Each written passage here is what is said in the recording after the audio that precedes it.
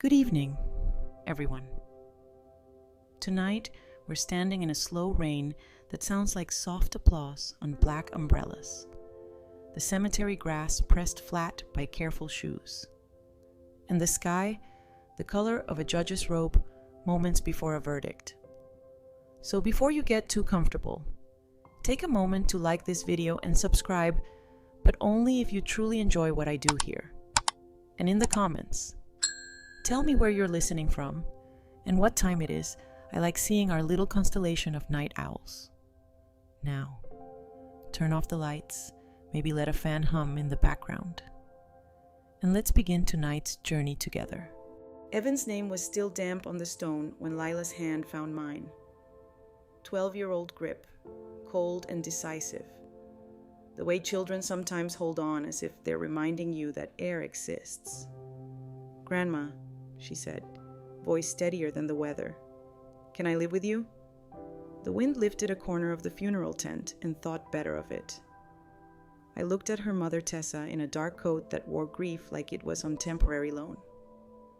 Her gaze skittered from the grave to me, then over my shoulder to the line of cars like she had a bus to catch that none of us could see. "Sweetie," Tessa said, "too bright, as if there were cameras. We've talked about Phoenix, sun, schools. My cousin has a townhouse." Lila didn't look at the sun in anyone's sentence. She watched my mouth. The way you watch a doorway you hope will open. I squeezed her fingers once, deliberate. So the message could travel bone to bone. I heard you. I see you. I will not hurry this. The pastor's last amen dissolved into the polite shuffle of people needing some place to put their hands. Condolence phrases offered themselves like umbrellas. I shook them all, said thank you as if it were a small, serviceable boat. Tessa checked her phone, put it away, then checked it again, each time as if news might arrive to make needing me unnecessary. "We really should pack this week," she said. Soft but managerial. "It's clean to leave while routines are already broken." Light joke 1. Only in my head, routines don't break. They just go sit in the car and honk. At the reception, casseroles made their faithful arguments.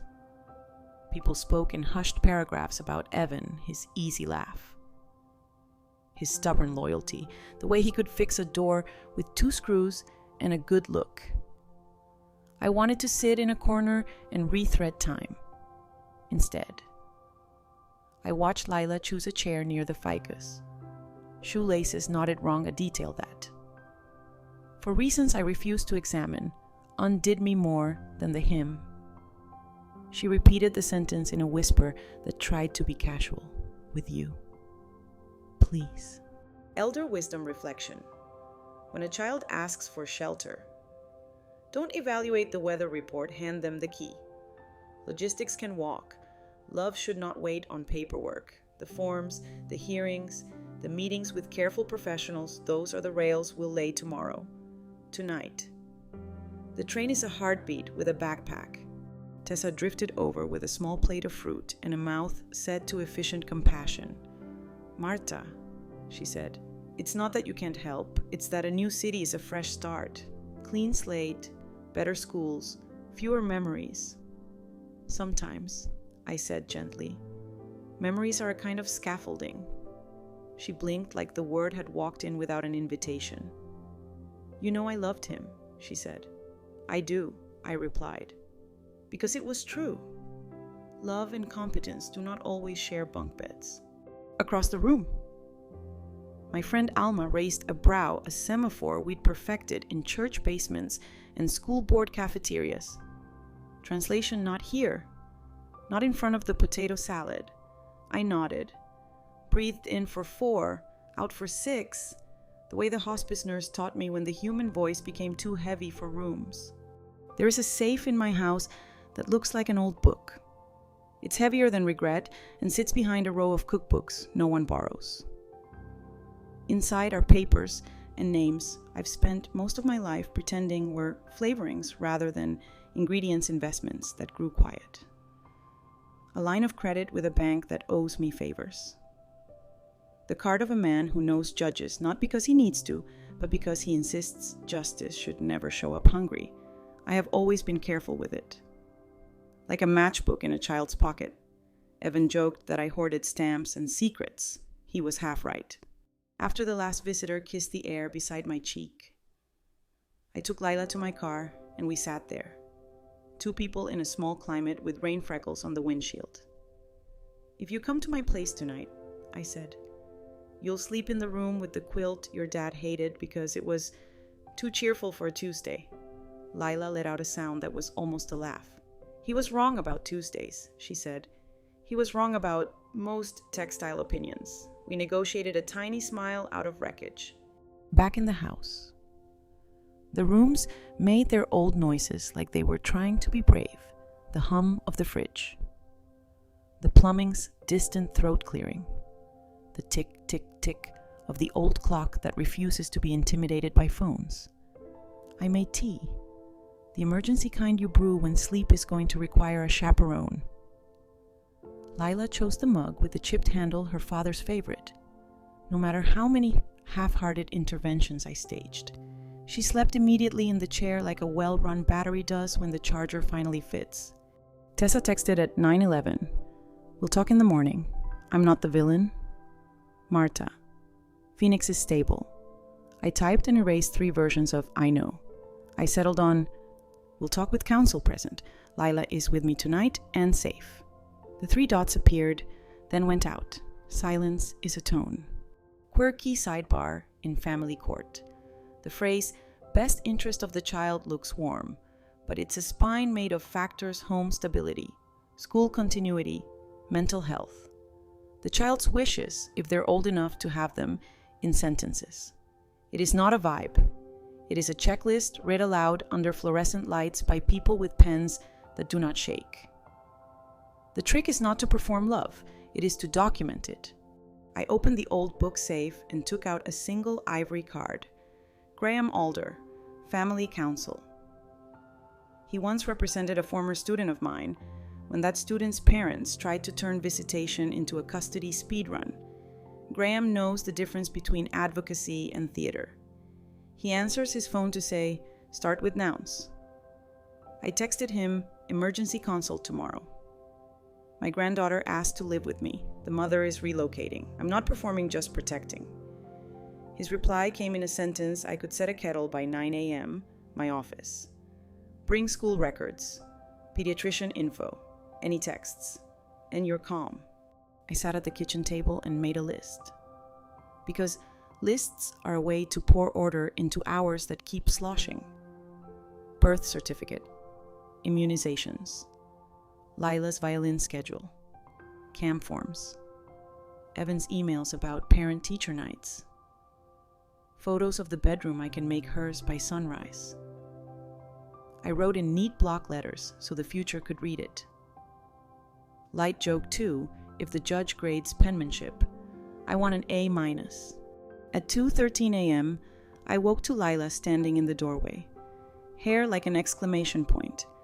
I heard Dad laughing. She whispered, "He liked the dumb show with the cooking timers." "He did," I said, lifting the quilt. She slid in beside me and fit into the space sorrow had made and refused to keep. We listened together to the house practice its gentle verbs settle. Keep. Morning brought bread toast and paperwork. I placed Lila's small palm on a bowl of blueberries and asked if she wanted honey. She asked if honey was for court. I said honey was for pancakes and also for difficult mornings. I put a sweater on her shoulders and a note in my purse. Marta Quinn will not speak ill of Tessa in front of Lila. I tucked it in like a vow. We reached Graham's office at 8:57 because being early is a way to argue without words. The receptionist offered water, which I accepted because hydration is my love language now. Graham emerged in a navy suit that did not overstate its case. "Marta," he said warmly. "Lila." He shook our hands like hands are where arguments begin. In his conference room, the chairs did not creak, which is an underrated kindness. Start with nouns, he said, as promised. I did funeral, plea, phoenix, texts. He listened. He took notes like he was rescuing verbs from air. We can seek emergency custody, he said at last, on best interest grounds, school continuity, mental health support, extended family network. We will not smear, we will demonstrate. We will ask for a temporary order today, a hearing this week. 2 rules: you make no unilateral moves with Lila's schooling, and you let me be the impatient one. Light joke 3.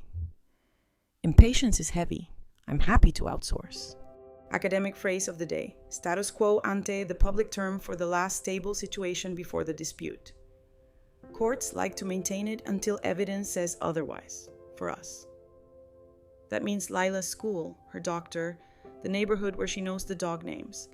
The law isn't nostalgic, it's careful with change. We left with a stack of forms and a timeline that felt like a staircase I could climb with groceries. Outside, the rain had revised itself into sunlight the color of legal pads. Lila squeezed my hand again. Not out of fear this time, but out of ownership. I want pancakes, she said. For court. We'll make a stack, I said. 2 for courage, 1 for clear sentences. We walked to the car like 2 people who had found a noun to carry together. Graham believes in calendars the way surgeons believe in soap.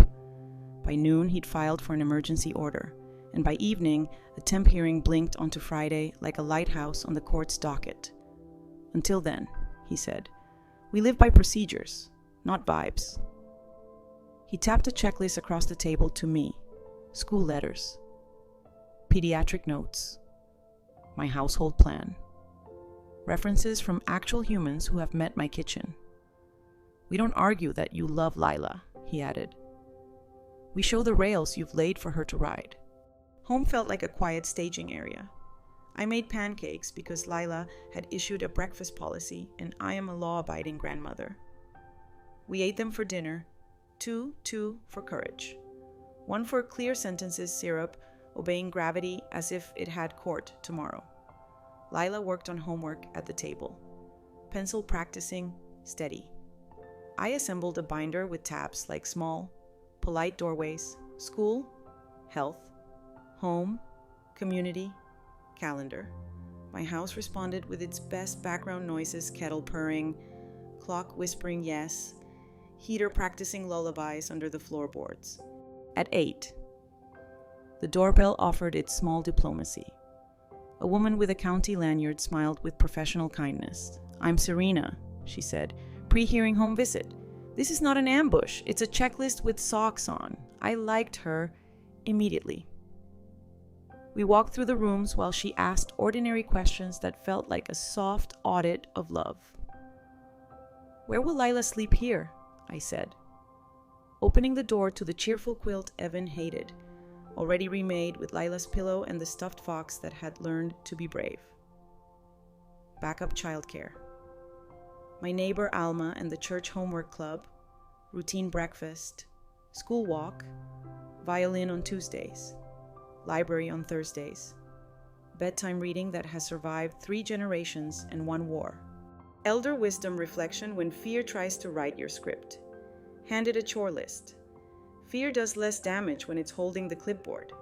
I gave mine the laundry schedule, and it quieted down enough to let sentences finish. Serena noted the smoke alarms, the ordinary groceries, the index card calendar taped inside the pantry like a small constitution. She did not peek into drawers. She peered into the fridge and smiled at blueberries. Continuity helps grief metabolize, she murmured. And I wrote that on the whiteboard because good sentences deserve work. Before she left, Serena lowered her voice like we shared a pew. Opposing counsel may try the age and means song, she said. Keep your answers, nouns, forward. Let your binder sing first, I nodded, grateful for the choir in plastic sleeves. Light joke 1 if they grade on tabs, I'm valedictorian. Serena grinned. Judges love a tab. The next morning brought adult homework. Lila's principal emailed a letter about her attendance. Her violin teacher chimed in with steadfast, gentle progress, and the pediatric office faxed immunization records that made my printer purr like a cat with good boundaries. I added photos of Lila's desk pencils sharpened like tiny flags, a lamp that flatters paragraphs, and a printout of our bus route with a highlighter trail like a map the day could trust. At noon, Graham called. "Tessa retained counsel," he said. "Victor Kincaid dramatic, competent. We'll say fresh start, as if Phoenix were a prescription. He'll also say limited means in your direction." I looked at the old book safe and exhaled. "What about my reserves?" "We'll answer if asked," he said. "We're not performing philanthropy, we're demonstrating stability, but yes, have a proof of funds letter. Quiet wealth can be protective if it behaves." I texted my banker. He replied like a man who enjoys accurate commas. Quirky sidebar family court schedules run on a peculiar chemistry caffeine, fluorescent lighting, and the collective will of calendars in many counties. The average temp custody hearing lasts 15 minutes door to door. That's 900 seconds for a judge to hold 2 biographies and choose a safer scaffolding. It's not elegant, it's a triage hymn. The antidote is preparedness that plays well on fast forward. Afternoon brought a custody evaluator Zoom pre-screen. With a background that made me dust the top of the bookcase no human eye had visited since 2014. Dr. Chen appeared with a plant that thrived on good boundaries and a voice tuned to speaking in waiting rooms. "Miss Quinn," she said, "tell me the shape of Lila's week." I told her school, violin, dinner at the table, bedtime reading, Sundays where church is optional and pancakes are not. "What about Tessa?" she asked. "Tessa loved my son," I said. "She is grieving and wants a clean slate. Lila wants continuity." Dr. Chen nodded like a metronome.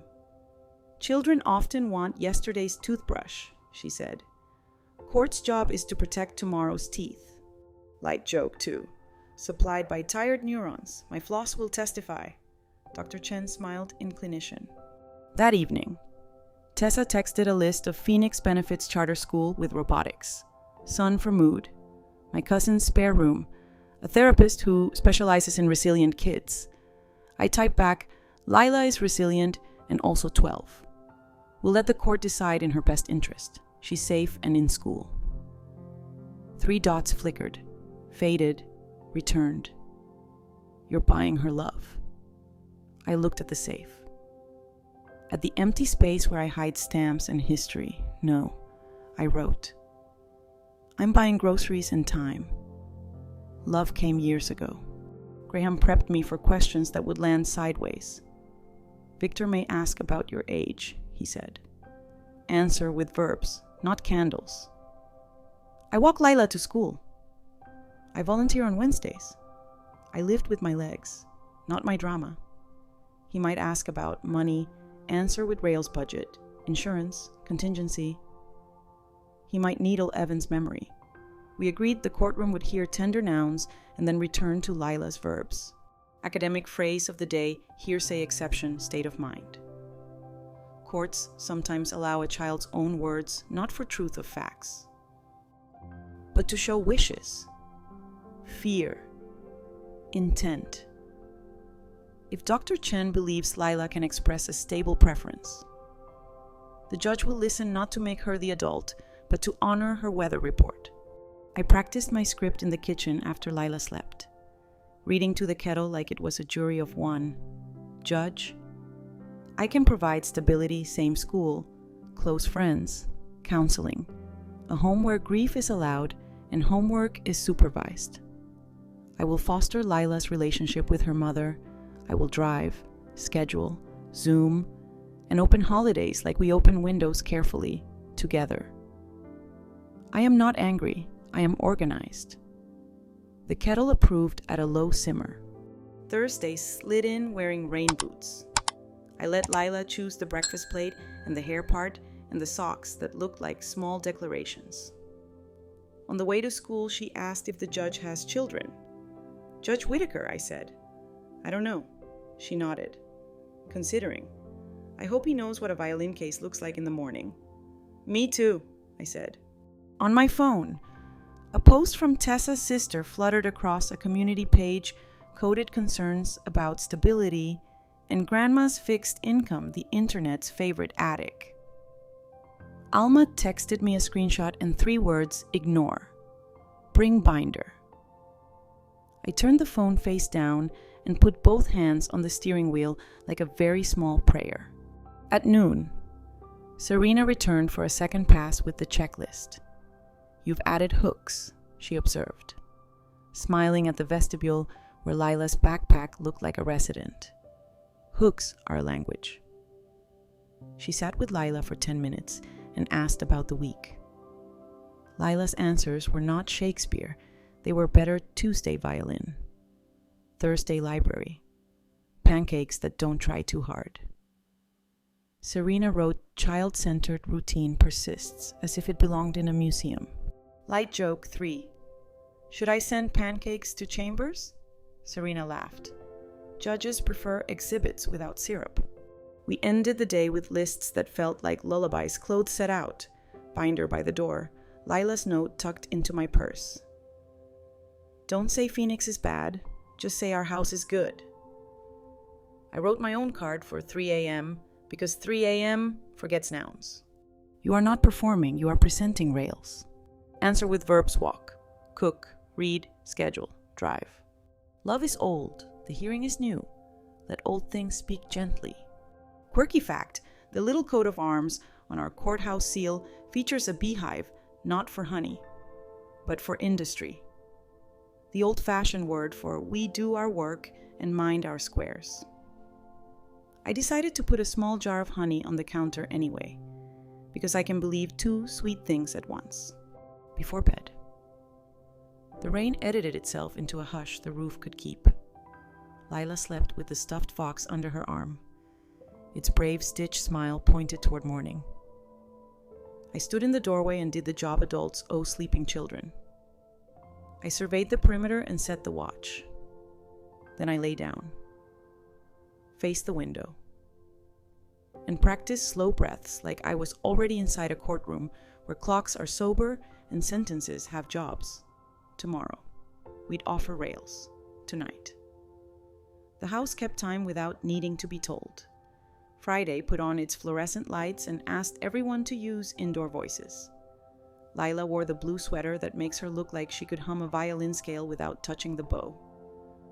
I wore the navy that flatters steady. We passed the honey jar on the counter like a small, edible prayer and walked into a courthouse that smells like copier heat and caution. Graham met us by the elevators with a folder that believed in itself. 15 minutes, he murmured. We land nouns, we do not audition. The courtroom practiced its own rhythm, bailiff's baritone. A rustle of paper like a small rain. Judge Whitaker entered with the neutrality of someone who has read the same paragraph 3 different ways and is willing to try a 4th. We were sworn in. Lila stayed with Serena in the quiet corner, coloring a house that had windows drawn like open eyes. Tessa sat at the opposite table with Victor Kincaid, whose tie had the confidence of a lecture. He looked at me like I was a problematic footnote. Graham stood first. Status quo ante. Your Honor, he began. Child's request to live with grandmother. Continuity of school, health care, and community. Mother's stated plan to relocate across state lines without agreed parenting plan. We seek temporary physical custody with generous access to mother pending full hearing. He spoke nouns with verbs walk, read, schedule like a man placing rails piece by piece. Victor rose and folded outrage into professionalism. Your Honor, my client is not abducting a child into the desert. Phoenix offers family support, employment, a charter school with robotics, and son clinically useful for mood disorders. Miss Quinn is elderly and on fixed income. He smiled at me with courtroom courtesy, the kind that expects you to thank it for the sting. Stability favors the parent who can provide means and structure. I wanted to say the word peonies with receipts and watch it interrupt his sentence. I let Graham say proof of funds instead. Sliding the letter across, the judge scanned. His eyebrow did an almost imperceptible arch. Noted, he said, as if money were a weather report to be filed, not a song to be sung. Serena's pre-visit notes landed next beds. Routines, hooks in the entryway, blueberries. Victor countered with screenshots of Tessa's cousin's townhouse, a school brochure glossier than reason, and a letter from a Phoenix therapist who specializes in resilient youth. Resilience, Graham said evenly, likes routine. The judge nodded, which in this room is louder than most applause. Then Victor did the thing good litigators do. When time is short, he pulled a thread and hoped the sweater would panic. Miss Quinn, he said, how many candles on your last birthday cake? Graham's hand hovered 2 inches off the table and then landed. A quiet permission. Enough to read by, I said. I walk Lila to school, batch cook on Sundays, and, if asked, I can lift a small sofa with my legs and gratitude. Laughter flickered, then sat down. Victor pushed again. Income stable, diversified, insured, and boring, I answered. Boring is how roofs get paid. Academic phrase of the day, material change in circumstances. The public argument that to depart from the current arrangement, you must show a shift that matters relocation. Health, safety, schooling. Judges dislike rearranging children like furniture. They prefer to move only when the floor demands it. Today, the floor was noisy with grief and plans and a girl's blue sweater.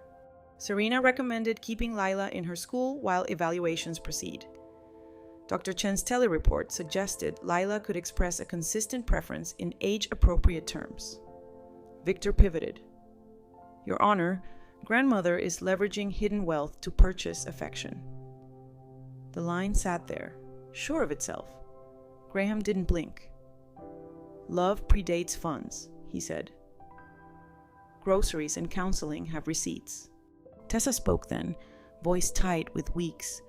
I loved Evan, she said. And I believed her. We were drowning in the town that watched him die. Phoenix is a handrail. She looked at me. Marta is kind, but she forgets things. For 1 second, my breath forgot its job. Graham slid me our list without taking his eyes off the judge.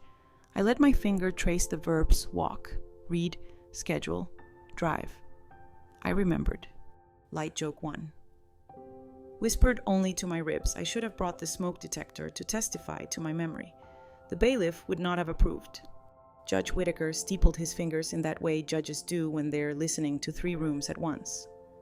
Miss Quinn, he asked, if I keep Lila with you temporarily, will you ensure daily contact with her mother? Yes, I said. Schedules, video calls, shared homework, and Sunday pancakes by Zoom if needed. He turned to Tessa. If I keep her with you, will you delay relocation until the full hearing and keep her in present school? Her eyes flashed. Your Honor, delay is harm. He made a note. He called a brief recess.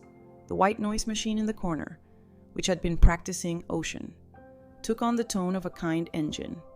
Quirky sidebar courtrooms use white noise, not for ambience, but to protect bench conferences pink, brown, and white variants hum at frequencies that flatter privacy. The machine in Whitaker's court sounded like a distant dishwasher. I imagined it rinsing sharp words until they were safe to hold.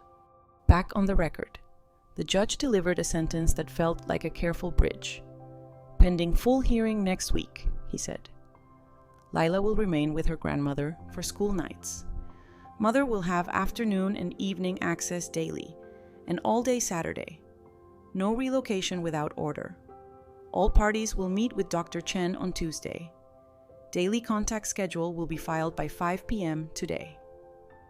Counsel will curb rhetoric. The child will hear verbs, not whether. His gavel sounded like a period that had earned its dot. I exhaled a breath I'd apparently been renting. Lila's face did a small, contained dawn. Tessa's shoulders tightened, then tried to learn a new shape. Victor smiled in a way suits smile when they've already drafted next Tuesday. Graham wrote the schedule like a man who adores clocks. Elder wisdom reflection. Victories you can live with are the kind that come with chores. If the win requires you to be petty, it will bill you later with interest. Ask for the version that assigns you decency. In the hallway, Victor's tie regained its confidence. "See you Tuesday," he said, pleasant as a waiter delivering the check. "Bring your binders," I replied. "We're proud of ours." He laughed, because in that corridor, everyone is allowed one human response before returning to script. We found a bench with a window that knew how to make trees look like they were keeping promises. Graham mapped the next 5 days, Dr. Chen's interview. Serena's follow-up. School continuity letters shored up. A quiet investigation into whether Phoenix was a plan or an escape velocity. "We don't smear," he reminded me, "but if she's already withdrawn records or signed leases, that's evidence of predetermined relocation." Lila asked for a pretzel from the lobby kiosk as if she had just negotiated a trade deal. We bought one and broke it like communion in the parking lot. Tessa approached, arms folded against the wind. "I don't want us to be enemies," she said. "Neither do I answered. "I want us to be boring for Lila." Light joke, too. Wild idea, let's weaponize calendars. Tessa's mouth twitched, unwillingly almost a smile. "I can do calendars," she admitted. "I'm very good at Tuesdays." We drafted the daily contact FaceTime at 7:30 homework check, violin practice cameo. Saturday together from breakfast to bedtime, Tessa added. No negative talk about the other house. I nodded. "I taped that rule to my pantry," I said. "It's next to the rice." Serena appeared like a well-timed comma, took a photo of the agreed schedule, and emailed it to both counsel with a subject line "Judges love," stipulation daily contact implemented. Academic phrase and core. Because today earned 2 best interest factors. Some jurisdictions list as many as a dozen. From parental capacity to cultural considerations. The judge will check them like a pilot touches switches. Our job is to ensure each toggle lands on safe. By late afternoon, we were home. I put Lila's shoes on the new hook and watched them learn their spot. She did homework at the table. I chopped carrots like they were stubborn myths that needed persuading. Jack, no. That's another story. In this one. There's no Jack to stir the soup my neighbor Alma knocked and slid in with a Tupperware that could double as a buoy. For your litigation metabolism, she said. Also, Miss Lee at the library saved a conference room Tuesday morning if you need a quiet place for the Zoom. I handed her a blueberry as payment in a currency we respect. Light joke 3, to the soup as it simmered, you are my co-counsel. The pot accepted the appointment without taking the bar. Quirky fact stenographers can clock over 200 words per minute and still punctuate better than most novels. I watched ours pack up with her weird little machine and felt grateful that even our chaos had a transcript. After dinner. We practiced the 7:30 FaceTime. Tessa asked about math. Lila said, "Decimals are social climbers," and I made a note to steal that for my own sermons to Flour and Sugar. We signed off with a 3-way promise, no surprises. Only schedules. I printed it, underlined schedules, and put it on the fridge next to the school lunch calendar where broccoli sometimes pretends to be fun. Before bed, I wrote the card I'd need when 3 a.m. came knocking in its socks. Today's bridge held. Walk it again tomorrow. Be boring in ways that save children. Keep nouns near, let weather pass. I slid it beneath the honey. The house approved pipes with their polite whisper. Clock with its old union job. the window admitting a sliver of moon like it was on the guest list. Lila slept with the stuffed fox under her chin, the blue sweater folded on the chair like a patient usher. I set the watch, as adults must, and told my pulse to file the day under Proceed with Rails. The kettle nodded from its spot on the stove, jurisdiction accepted, and the dark closed neatly, like a brief, well-written, and a door that knows how to be kind. Saturday behaved like a library, quiet, useful, unshowy. We honored the court's schedule as if it were a sacred recipe. Tessa had Lila sunrise to lights out. I had the binder and the laundry and the impulse to dust things no human eye has looked at since 2014. At 7:30 sharp, per the stipulation Serena had titled Like a Lullaby, we FaceTimed. Lila held the phone at chin height like a professional.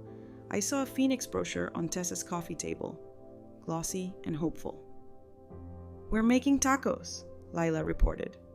I cut tomatoes without losing structural integrity. "Engineering is delicious," I said. "Light joke one," she grinned. Tessa did a reluctant smile that I chose to read as truce. When the call ended, I answered the door for Graham, who refuses to rest a case or a Saturday. He placed a manila folder on the table with the gravitas of a midwife. "We have 3 things," he said, counting with a pencil as if it billed by the numeral. 1 school letters multiplied principal, counselor, violin teacher. 2, Dr. Chen's Tuesday schedule confirmed child first, then each adult. 3, evidence suggests Tessa signed a Phoenix lease before we ever said, "Your Honor." He slid a printout, a time-stamped email to a property manager titled Deposit Received. "We won't weaponize it, we'll place it on the timeline," he said. Judges like seeing time behave. Elder wisdom, reflection in grief. Time wants to kick over chairs. Give it a chore, 8 o'clock tea, 9 o'clock forms, 10 o'clock walk, and it will remember it was hired to help, not to haunt. We drafted Monday's to-dos on the whiteboard, therapist referrals. Pediatric note about sleep. Library room confirmed for Zoom. Groceries that look like routine bananas. Bread. The cereal Evan called cheerful gravel. Alma knocked with scones that tasted like someone had whispered, "You can do hard things into flour." "Miss Lee says the conference room has new markers," she reported. "She asked me to tell you the caps are on. Quirky sidebar librarians measure time in marker caps. An uncapped expo is a small apocalypse. Communities rise or fall on such quiet vigilance." At noon, Serena arrived to check the daily contact working box and to ask if Lila felt pulled. "She seems steadier," I said. "Pancakes help." Serena smiled like that was an entry in a peer-reviewed journal. "Continuity metabolizes grief," she repeated. And I decided to embroider the sentence onto a tea towel when we are allowed to move slowly again. Sunday's church was a pew in my living room. The sermon was my hands teaching the house that ordinary still had jurisdiction, fresh sheets on Lila's bed. Hooks that kept promises. A pitcher of water left in the fridge like an apology to thirst. At 7:30 FaceTime again, Lila showed me her homework essay title, What I Know About Tuesdays. "That they arrive," I said. "That they leave," she added. Tessa asked if our internet could handle Zoom on Tuesday. "Miss Lee has a room for us," I said. "The markers are capped." Tessa blinked. "Good," she said, and meant it. Monday put on its court shoes. Graham called at 9. "Dr. Chen prefers developmental interview over evaluation," he noted. "It signals listening, not diagnosis. We will respect her nouns." He also had an update. "Victor has filed a motion to admonish you for coaching." He cites the pantry note. I pictured my index cards and laughed without mirth. "The rule against speaking ill, yes," Graham said dryly. "Your crime is decency in writing." Light joke. 2. "I'll accept sentencing to more index cards." He hummed approval. "We'll respond with Serena's note about the same rule." 2 witnesses, 1 fridge. Midday. I took the binder for a walk to school. where the principal hugged with her eyes. To the pediatrician, where the nurse added sleep improving. To the violin teacher who wrote sustained tone, gentle progress, small verbs on letterhead, the currency of court. On the way home, I passed a notice board with a flyer for a robotics club. I took a photo and texted it to Tessa with, "If Lila stays." There's this. 10 minutes later, if Phoenix. There's one too. I typed, "Let's ask Lila which room feels like breathing." 3 dots. No reply. Not every good sentence lands on the first throw. Academic phrase of the day, child-stated preference. The public argument that once a child is of sufficient age and maturity, their wishes can be considered, not as a vote, but as a weather report the court ignores at its peril. Judges listen for consistency over performance. They weigh reasons, my friends. My school more than amenities bigger pool. Dr. Chen's job is to translate a 12-year-old's heart into adult clarity without turning her into the adult. Tuesday dawned like a clipboard. We arrived at the library early because early is how I begged the universe for mercy. Miss Lee handed us the key to the conference room with a ceremonial whisper. "Markers capped," she said. Dr. Chen's face appeared on the screen with the calm of a person who has taught many storms to use their words. Lila went first. Door closed. I took a chair in the hallway where the nonfiction shelves smell like civic memory. Tessa arrived 5 minutes later. She sat across from me with her purse clutched like a flotation device. We were 2 women in a waiting room built of ours. When it was my turn, Dr. Chen asked for the shape of a week, and I gave her nouns that sounded like breath walk, cook, read, homework, pancakes, prayer that does not lecture. "What do you do when Lila cries?" she asked. "I let it be weather," I said. "We don't fix rain. We close windows and put on dry socks." She nodded. "How will you protect Lila's connection with her mother?" "With calendars and enthusiasm," I said, and meant it. Back in the hall, Tessa studied her hands. "I found a therapist in Phoenix who does grief groups for kids," she said, not looking up. "If she stays here," I answered, "I'll drive her to Miss Patel's group on Thursdays. Send me the Phoenix contact anyway. Resources aren't enemies." Tessa's mouth did that almost smile again. "You weaponize calendars," she murmured. "It's unsettling. It's cheaper than war," I said. Light joke 3 arrived uninvited when Miss Lee peeked in. "Everything good?" "You need more. Markers." "We're stable on ink," I said. "But if you ever run an election, I'll vote for tape," she beamed, already serving a 4th term. The library runs this town without raising its voice. By late afternoon, Serena emailed a short note. Child expresses clear preference to remain in current school and home routine. Reports positive contact with mother. Enjoys new daily calls. No observed coaching. Graham replied with a heart, then remembered where he was and replaced it with "Thank you, received." I printed the note on thick paper because weight comforts me. That evening, Lila and I cooked what Evan called Tuesday soup, no matter the day, onions. Carrots. Small pasta that thinks it's a crowd. She set the table with seriousness. Dr. Chen asked what my house smells like, she said. I said books and pancakes. And violin resin, I added. She nodded.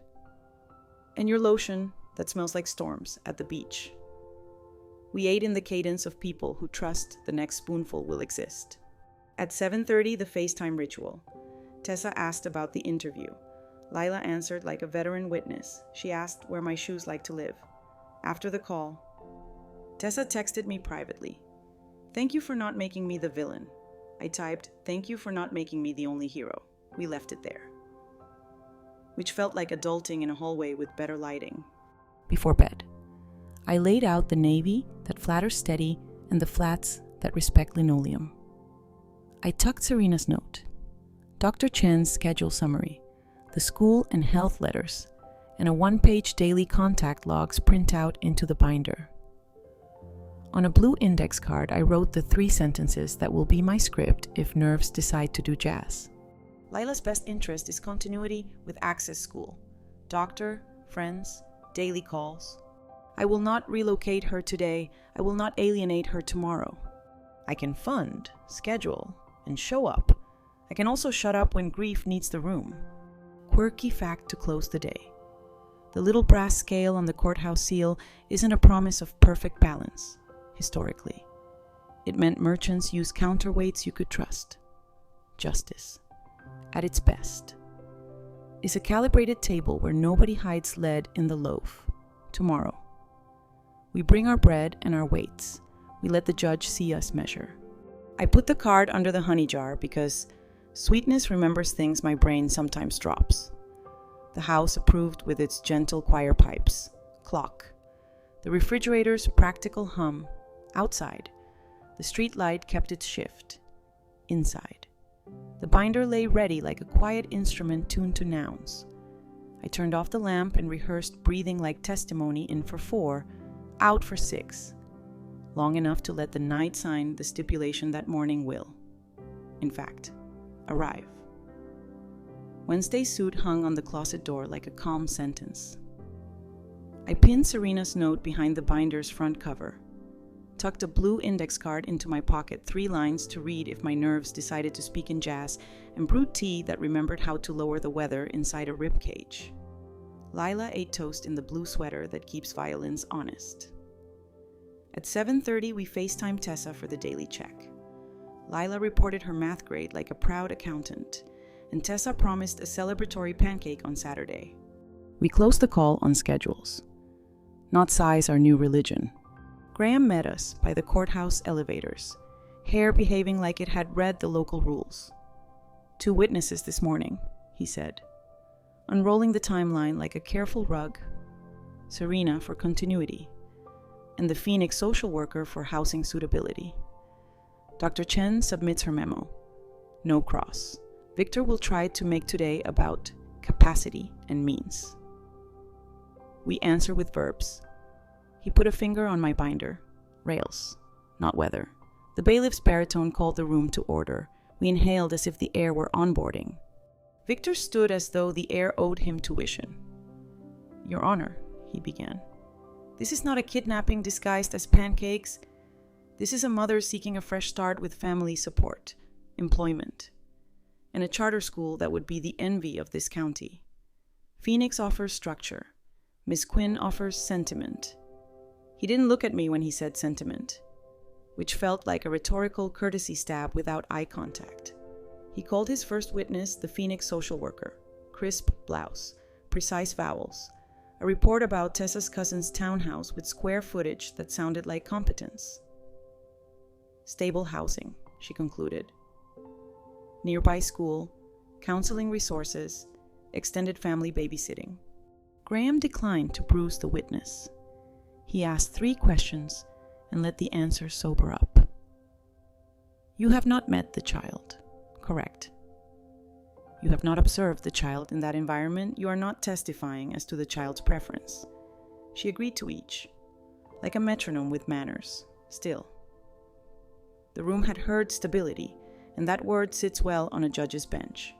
Serena went next, the clipboard's human cousin. She spoke in clean lines, bed made. Hooks installed, daily calls honored, violin that sounds like practice, not escape. Victor rose for cross with the confidence of a man who can find a snag in any sweater. Miss Rodriguez, are you aware Miss Quinn is on a fixed income? Serena didn't blink. I'm aware Miss Quinn produces groceries, transportation, and schedules on time. Are you aware Miss Quinn is elderly? I am aware. Miss Quinn walks the child to school. Laughter tried to join. The judge looked up, and it sat down. Still. A seed of elderly had been planted. I felt it scratch around for water. Elder wisdom reflection. When someone plants a word in the room against you, don't argue with the seed water the right plant. You cannot starve a lie. You can feed the truth until it casts the larger shadow. Victor shifted targets. Miss Quinn. About your finances, he said, turning his tidy frown toward me. You've presented a letter indicating significant reserves. Why did you conceal this from the mother? Graham stood. Objection assumes facts, not in evidence. Conceal is theater. The judge lifted a palm, sustained as to tone, rephrase. Victor tried again, polishing the same blade. Why did you not disclose to my client that you are, in fact, wealthy, quirky? Sidebar. There's no rule that says you must publish your bank balance at Thanksgiving. Privacy is not perjury. Still, no one likes the smell of secrets in a room that worships fluorescent lights. I have never asked Tessa for money, I said. I do not intend to. I have paid for groceries and counseling. I will continue to do so. I do not buy affection. I fund stability. My voice sounded like a ledger. I wanted it to sound like a quilt.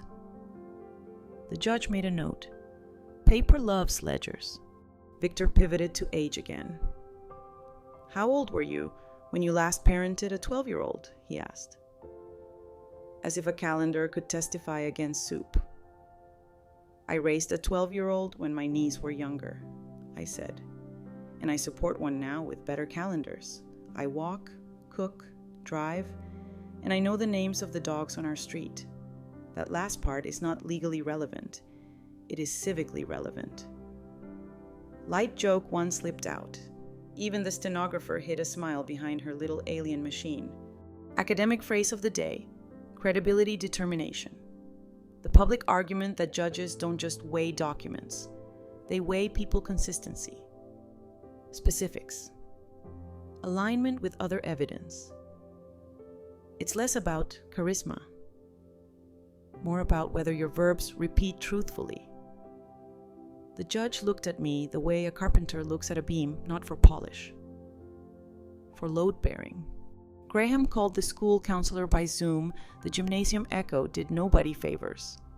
Lila exhibits grief appropriate to recent loss, the counselor said, and benefits from routine. Same route to school, same lunch table, same Tuesdays. Victor's eyebrows rose into insinuation territory. So routine is your prescription? It's part of it, she said. Love and boundaries do the rest. He let routine sit there like a pie cooling on a windowsill, homely, wholesome, suspiciously uncomplicated. Then came the Phoenix lease email. Graham placed it on the timeline like a small, honest meteor. Dated 2 weeks before the funeral, he said, voice neutral. Deposit received. No written parenting time proposal attached. Victor objected to the tone of the calendar.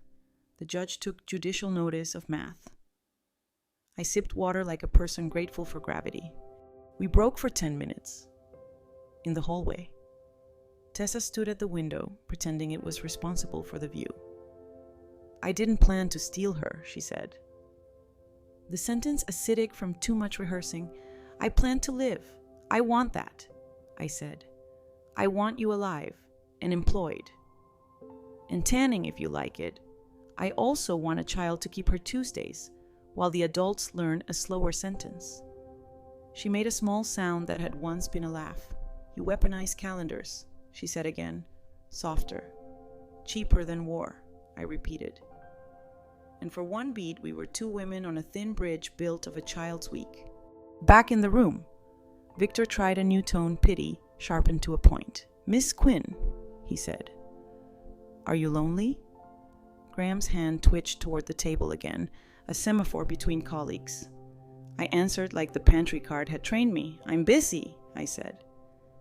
I run dinner, homework, baths, and bedtime. Loneliness is for poets. I'm a scheduler. Light joke too. Even the judge's spectacles brightened. The morning did not go my way on the scoreboard only lawyers keep. Victor's exhibits glinted. Phoenix gleamed in gloss.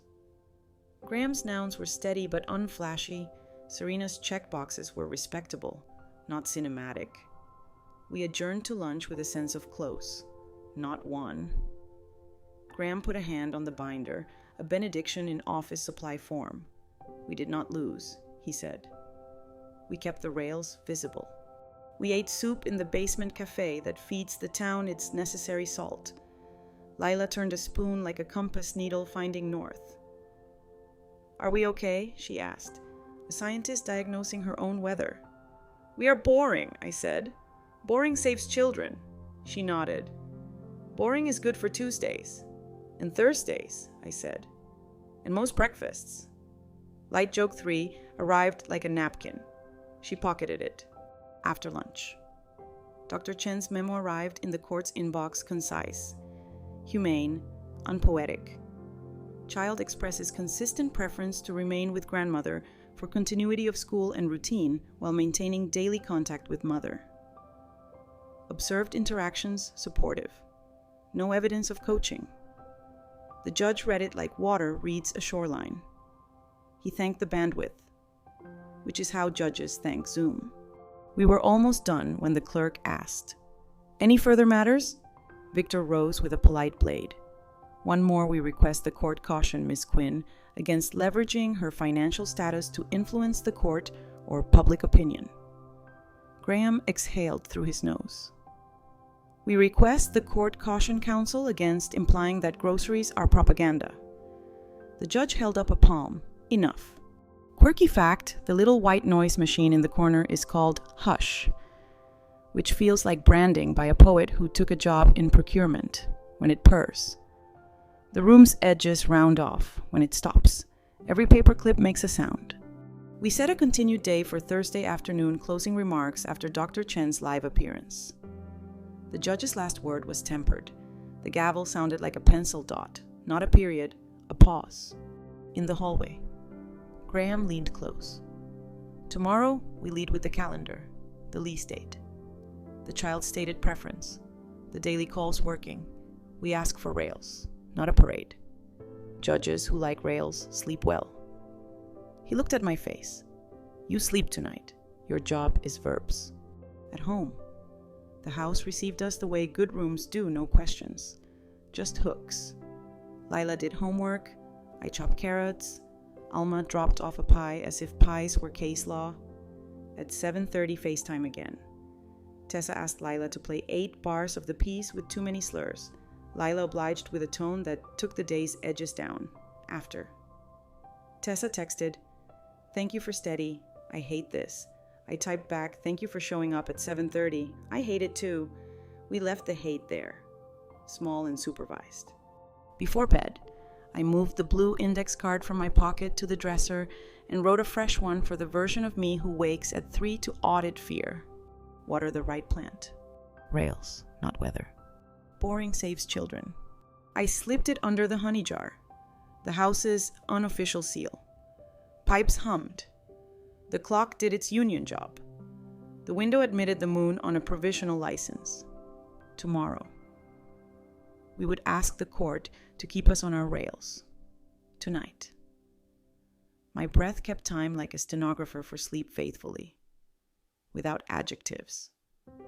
Capturing enough of the day that morning could read it back and proceed. Thursday tried to look ordinary and failed. The sky had the polished gray of a hallway outside chambers. I put on the navy that flatters steady. Tucked the new blue card in my pocket. Water the right plant. Rails, not weather. Boring saves children, and set a honeyed spoon in Lila's tea because sweetness is the one argument grief never fights. At 7:30 we FaceTimed Tessa. They compared math jokes and made a pact about Saturday pancakes having blueberries shaped like punctuation. We hung up on schedules, not longing, which is how bridges keep their bolts. Graham met me by the elevators with a folder that could do push-ups. "Dr. Chen live at 10, he said. Then closings, rails, lease date, child's stated preference, daily contact working, no relocation." He tapped the binder. "Our verbs carry the day if we let them. We breathe like people onboarding oxygen." Court found its rhythm, bailiff's baritone. Rustle of paper. The white noise machine called Hush, purring like a dishwasher that believes in privacy. Dr. Chen appeared at the witness stand with the calm of someone who measures storms instead of naming them. The The child expresses a consistent preference to remain with her grandmother during the school term, she said. Reasons given: same school, friends, counselor, and bedtime routine. Relationship with mother is observed as affectionate and engaged. Daily calls are meaningful, not performative. No indicators of coaching. Victor rose with measured courtesy.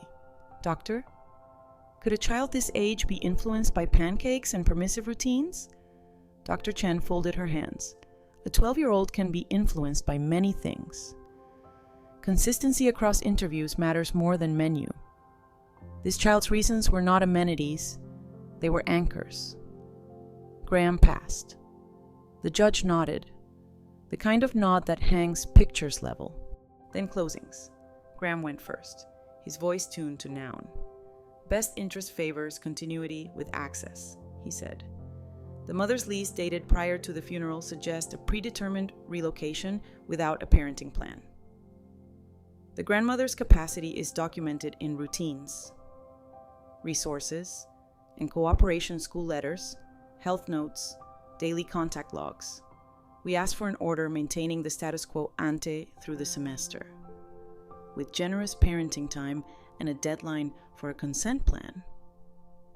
He placed the calendar on the timeline like a polite wait. Victor stood, all gloss and gravity. Your Honor, grief can masquerade as prudence. Phoenix is not a brochure, it is a plan with family, employment, counseling. Miss Quinn's wealth was concealed, her age undeniable. Sentiment is not scaffolding. He glanced at me. We do not doubt affection, we doubt durability. Elder wisdom reflection: when someone questions your durability, do not lift a car to prove a point. Lift the same spoon at the same time for a week.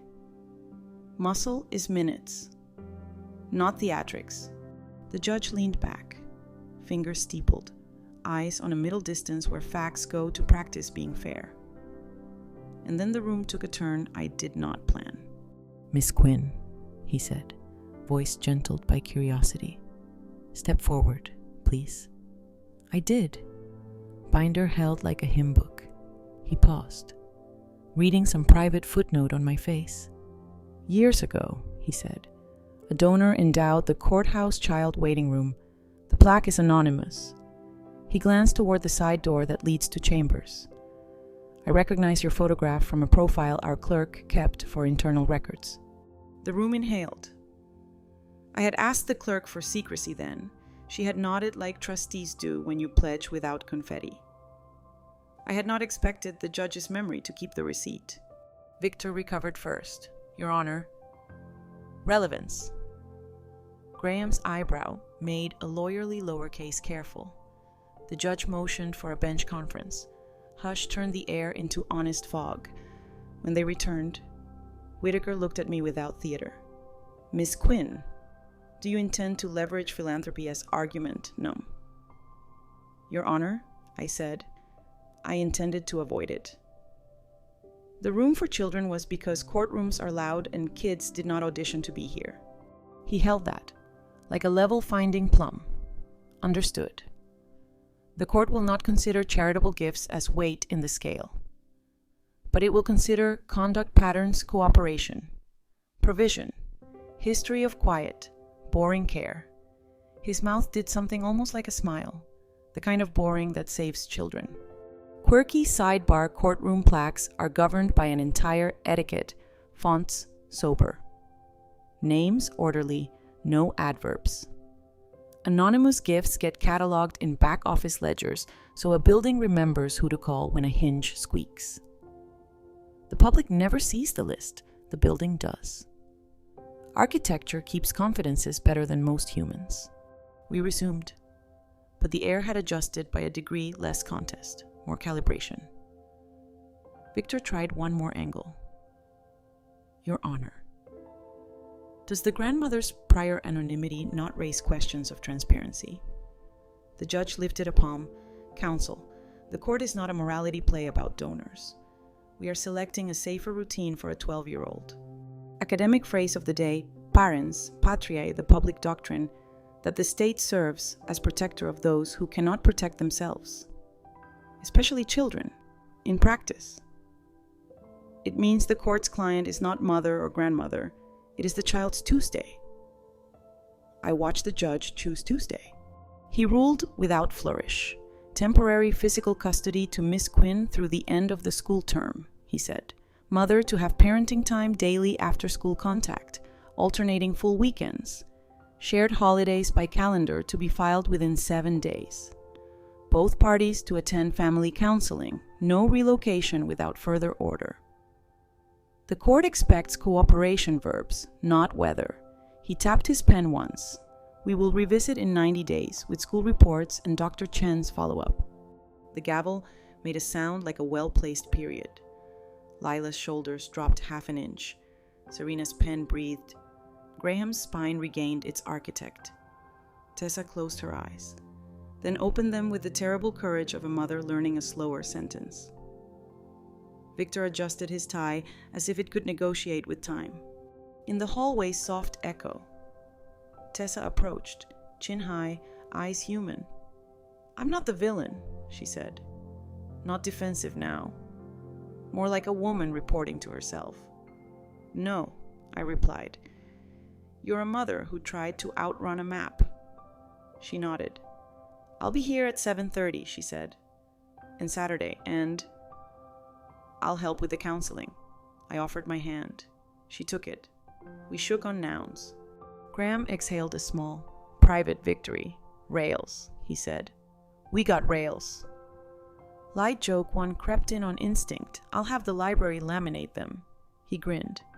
"Miss Lee already texted me, 'Congratulations on your temporary boring.'" We went home the way people go home after weather, carefully. Grateful for sidewalks. Lila hung her sweater on the hook like a citizen renewing a license. Alma appeared with celebratory lasagna and 2 paper crowns because she refuses to let administrative wins pass crownless. "For the co-queens of schedule," she said. Lila wore hers for 5 minutes, then asked if we could bake the blueberry punctuation pancakes tonight. "Appeal granted," I said. At 7:30, Tessa called. Lila showed her the hooks. The blue index card on the fridge, no negative talk about the other house. "And the pancake batter, like a peace offering," Tessa said. 2 exclamation point blueberries. 1 period. "Deal," Lila laughed. I watched their faces find a rhythm that could survive rulings. After the call, the doorbell offered 1 civil syllable. A courier stood with a small envelope from the clerk, an official copy of the order, and tucked inside by someone with a quiet sense of humor. A sticker from the child waiting room. "Please return to courtroom with your adult." I put it on the inside of my binder. Adults with stickers behave better. Light joke 2. To the lasagna, you are hereby admitted as exhibit dinner. The pan accepted the charge. We ate in a silence that wasn't empty. It was full of verbs digesting. Lila practiced violin. The slurs behaving. The fox supervised from the chair like a witness with impeccable credentials. Quirky fact, those little blue courthouse folders, the ones that hold orders, are sized to fit inside a standard manila without bending. An unromantic miracle of paper engineering called A4-ish tolerance. Someone solved a daily annoyance once, and thousands of rulings have traveled easier ever since. Small mercies ride good folders. Before bed, I wrote the new 3 a.m. card and slid it under the honey. The order is a bridge. Walk, don't pose. Kindness with calendars beats triumph without chores. Keep the plaque anonymous in your heart. Love does its work without confetti. Light joke 3. Quiet as a night clerk stamping a form. Tomorrow's docket blueberries. Algebra. Cooperation. The house approved pipes whispering union hymns. Clock keeping the old shift. Hush replaced by crickets doing neighborhood white noise. I stood in Lila's doorway and watched the slow rhythm that means a child trusts morning to arrive. Then I lay down. Let my breath join the court steady, documented. Boring in the way that saves children and slept with the order under our roof like rain on house wrap heard. Respected, not invited in.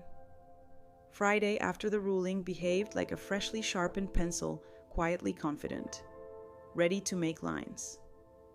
The order lay on the counter under a magnet shaped like a blueberry, and the house learned its new rhythm school. Homework, 7:30, FaceTime, alternating weekends, counseling on Thursdays, and the kind of ordinary that wears a badge. Lila left for school in the blue sweater that makes violins honest. I tucked the laminated calendar Ms. Lee had made into my purse like a passport for civility. At noon, Graham called just to say, paper served, rails installed.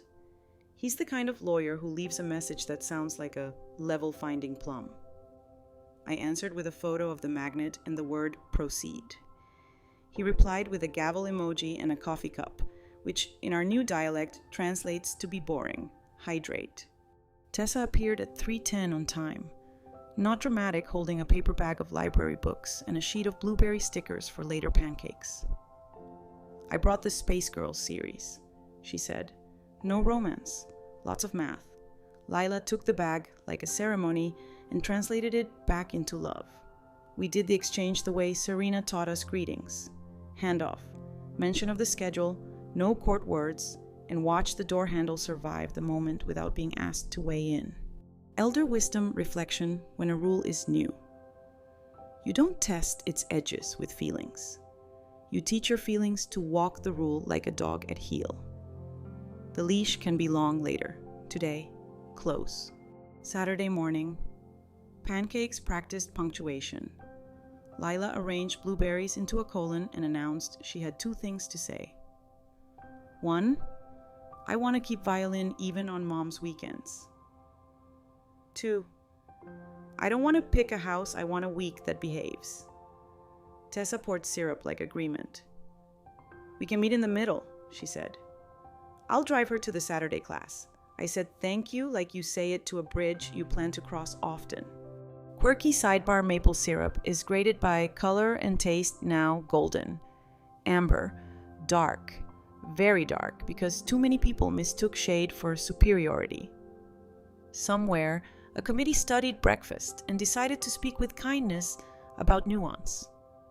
I like that a liquid learned to be described more gently. Sunday night, I printed a cooperation log, not because I distrusted us, but because paper helps memory behave. Lines for who did the driving, what got said, what worked, and what to adjust next time. It looked like a lab notebook for kindness. Alma, peeking over her glasses, said, "You're running a science fair for Tuesdays." I told her there'd be ribbons in the form of pancakes. Academic phrase of the day. Transition rituals, the public argument from child development that predictable handoffs, same words, same place.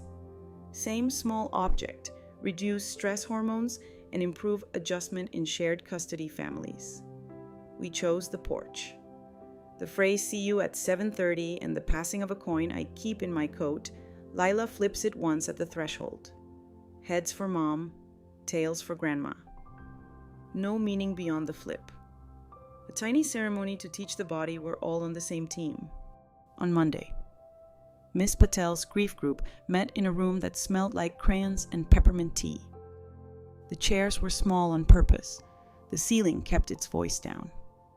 Lila sat between a boy who carried a skateboard like a comfort animal and a girl who wore a locket the size of an answer. Miss Patel invited them to name one thing they missed and one thing they didn't.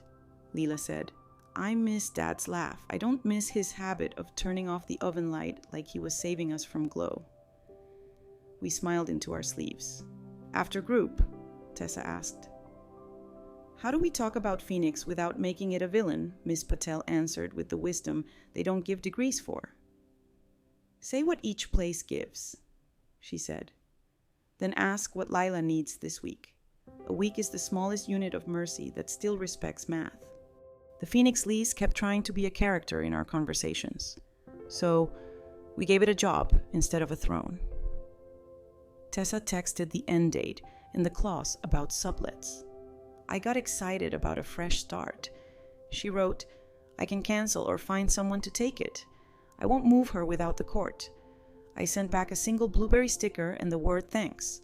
No lecture, no victory lap, just the small currency of we see the step you took. Midweek brought bureaucratic errands that feel like love. When a child is 12, a school picture order form signed with a note to retake if the cowlick wins. A permission slip for a field trip to the planetarium. A reminder from the violin teacher about Rosin etiquette. Apparently there is a limit to sparkle. I put each paper into the binder behind a tab labeled Lila's Life. And the plastic sleeves made a soft sound like patience. Tessa and I tested co-parenting on a windy Wednesday at the park, 2 adults, 1 thermos, a swing that knows secrets. I found a grief group for adults, she said, towing dirt like punctuation. I start next week. I told her the church offered a Wednesday night meal where casseroles don't ask questions. She blinked tears that didn't apologize. I keep wanting a finish line, she said. The judge gave us a bridge instead. Bridges are how you cross, I said. Finish lines are how you stop. Light joke 1 when a dog trotted over and introduced himself by snout. I asked his name, and the owner said, Justice. I scratched his ears and said, Your Honor, in a tone that made Tessa snort. Titles are cheap, kindness is not. Dr. Chen's follow-up email arrived Thursday with the cool grammar of a professional who knows how to put weather into bullet points. Child continues to benefit from routine. Daily contact is supportive. Parents demonstrating cooperative behaviors. Recommend continued schedule through term and family sessions monthly. Graham forwarded it with, This is what judges frame.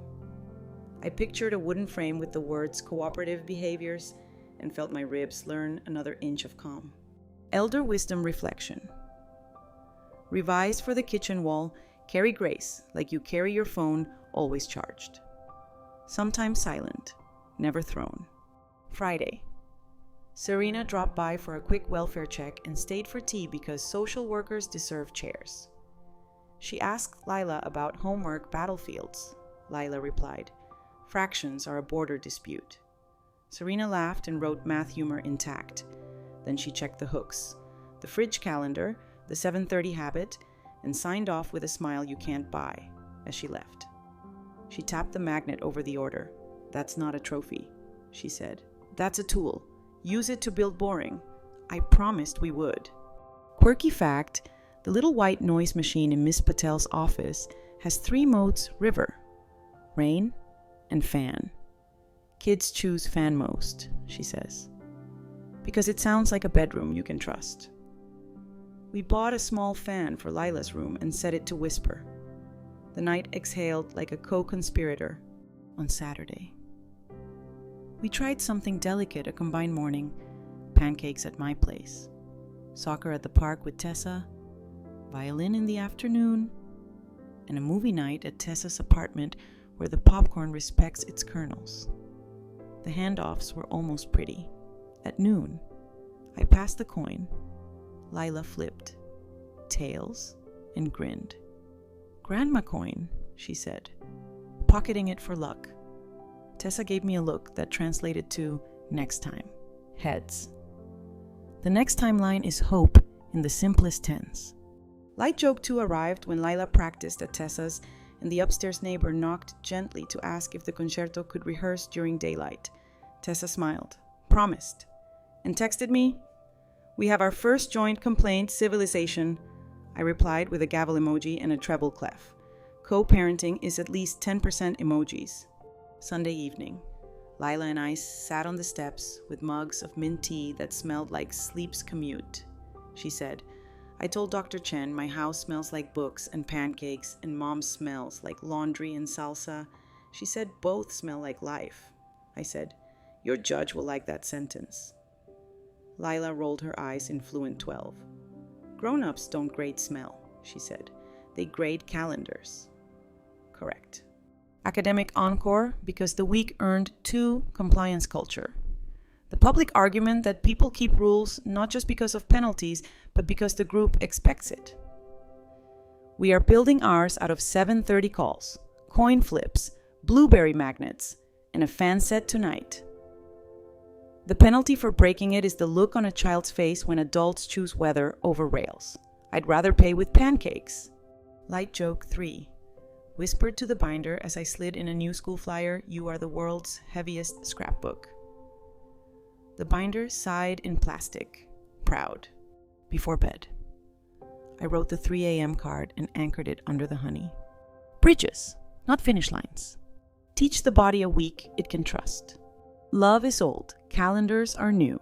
Let them hold hands. The house approved pipes with their union whisper. The fan's bedroom river.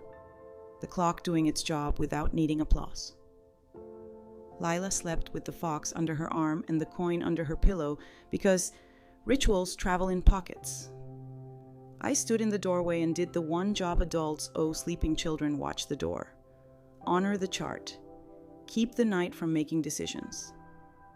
Then I lay down and let sleep find me on the bridge we've been building steady, scheduled, and just loud enough to hear the future step where it should. The week after a ruling is like waking up in a house that remembers your name, every hinge less jumpy, every clock more honest. We were deep into our new dance school, homework. 7:30 FaceTime, Thursday counseling, alternating weekends, and a fan on low that turned Lila's room into sleep with training wheels. The order sat under a blueberry magnet the shape of a promise.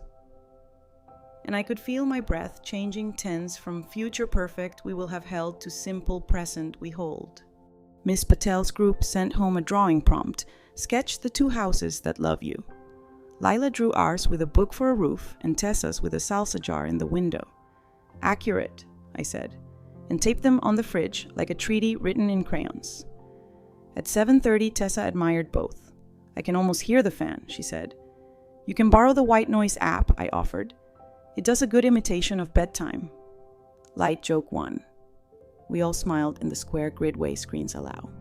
The counselor wanted a family session, which meant the 3 of us in a room with chairs that forgave fidgeting. Miss Patel asked us to name one reliable thing about each other. Tessa said. Marta always brings forms filled out and pens that work, I said. Tessa shows up at 7:30 even when the day has opinions, Lila said. You both leave space after I talk. Miss Patel nodded. Writing shared reliability on a note card like it belonged in a museum. Rituals protect kids, she reminded us. Make yours boring enough to outlast mood. Academic phrase of the day. Authoritative parenting. The public term for the style that mixes warmth with structure. Not permissive pancakes for dinner. Algebra optional. Not authoritarian because I said so and the calendar bites. But consistent limits delivered with kindness. There's a debate about cultural fit and flexibility. What I know is this at our table. Boundaries sound like, we practice violin for 20 minutes, then pancakes. If you cry, I stir slower. On Wednesday, the principal emailed, open house next week, bring the grown-ups. Lila insisted we both come. We can orbit without crashing, she said, like moons with manners. I put it on the laminated schedule. Miss Lee had printed us a fresh one with a margin that invited notes. In the afternoons. Lila began practicing a short piece she wanted to play for her music teacher. The slurs behaved, the tone stopped apologizing. There was one errand I had postponed until the bridge felt sturdy, telling Lila about the safe that looks like a book. And the part of me I've kept in the margins. I waited for a night that smelled like laundry and courage. After homework, I said, I want to show you a secret that isn't about hiding. It's about telling with timing. She nodded like a person who has learned that mysteries can be kind if they arrive with tea. I pulled the book from the shelf and set it on the table. It thunked like old arguments. Inside papers. Ledgers. A list of donations I'd made under the radar. The letter that paid for the courthouse waiting room. I kept this quiet, I said, because I think money should move without applause. And because sometimes people treat your decisions differently when they can smell your balance. I didn't want that to be our family's thermostat. Lila traced the edge of the ledger with one finger. Did Dad know? He knew enough to tease me about stamps and secrets? I said. He also knew I would never let him drown. She breathed out. Okay. Elder wisdom reflection. Tell the truth in portions a heart can digest. Full disclosure is a kindness only if the timing is. 2. If confession makes the listener carry your weight, you didn't confess, you transferred cargo. Lila pulled the sticker from the child waiting room envelope, the one that says, "Please return to courtroom with your adult," and stuck it on my binder. You returned me, she said. With paperwork. Light joke too. Delivered with a 12-year-old's dry precision. I bowed to the sticker. My favorite credential, I said. We talked about wealth like we talk about hurricanes, what it can do, where it lives, how to respect it. I told her what I'd endow next library laptop grants. Grief group scholarships. Violin strings fund for the kids whose Rosin is hope and whose budgets disagree. We'll name nothing, I added. We'll just make Tuesdays easier, Lila thought, then brightened. Can we give Miss Lee pens that don't die? We can buy a lifetime of caps, I said, and tape that for gifts. Quirky. Sidebar, the yellow legal pad, our second religion after calendars, was born in 1888 when a paper mill worker stitched scraps into a single pad. The left margin, the red line, is called a down line, added so judges could make notes. No one knows why the paper turned yellow. Some say less glare. Some say it hides age. Some say tradition refused to update its wardrobe. Either way, the pad's job is the same: keep the day from leaking. On Thursday, Serena stopped by to worship at the altar of boring. She checked hooks, peeked at the fridge treaty, and asked Lila how the coin flip ritual felt. Like I'm in charge of nothing and also something, Lila said. Serena wrote that down. Perfect. We want agency without burden. She signed her form and accepted tea as if it were a notarized kindness. Tessa texted a photo a sublet found notice. Lease solved without drama. No relocation without the court had turned into a verbs-only sentence on her side. 2. I sent back a thumbs up and the words blueberry pancakes, Saturday periods, and commas. She replied, exclamation points if the algebra quiz goes well. We are building a punctuation economy. Open house arrived. Gym smelling like varnish and optimism. We walked hallways like diplomats who share a border and a child. Lila showed us the science poster with a rocket made of pasta, the music room where the teacher keeps extra shoulder rests, the library where the light finds stories at 4 p.m. Miss Lee had a table with sign-ups for parent volunteers. I need someone to recap markers at 4:59 every day, she announced. I raised my hand. I was born for this. In the classroom, the teacher asked for a word that describes your home vibe. Tessa wrote laughter. I wrote steady. Lila wrote books and pancakes. The 3 words looked like a sentence finally learning subject-verb agreement.